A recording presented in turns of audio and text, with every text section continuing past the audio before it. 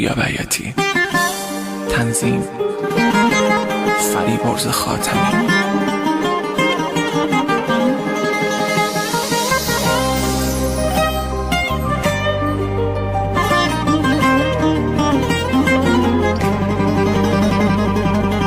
داره گرد پیری رو موهام میشینه، میگن که آخر عاشقی همینه. مگه درد دوری یه روزه دو روزه، به در عاشقی بسوزه آی بسوزه.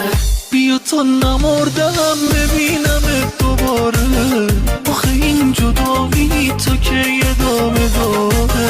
بیا تا نمردم ازت نفس بگیرم، من میخوام حقمو از زندگی پس بگیرم. من میخوام حقمو از جوونی پس بگیرم.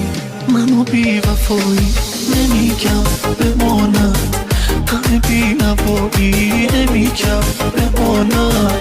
میپرسی کجایی نمیگم بماند، بگم از جدایی نمیگم بماند، بگم از جدایی نمیگم بماند.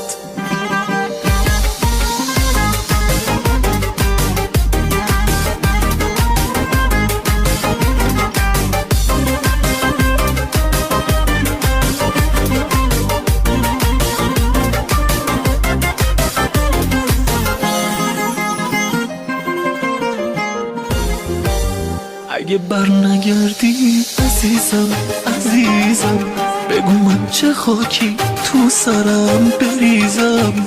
اگه بر نگردی به خدا میمیرم، ساکمو میبندم از این خونه میرم. منو آرومم کن بگو دور راهت، بگو برمیگردی فدای نگاهت.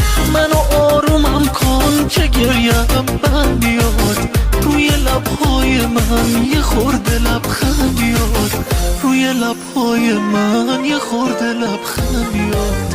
منو بی وفایی نمیگم بمانم، غم بی نوایی نمیگم بمانم. میپرسی کجایی نمیگم بماند، بگم از جدایی نمیگم بماند، بگم از جدایی نمیگم.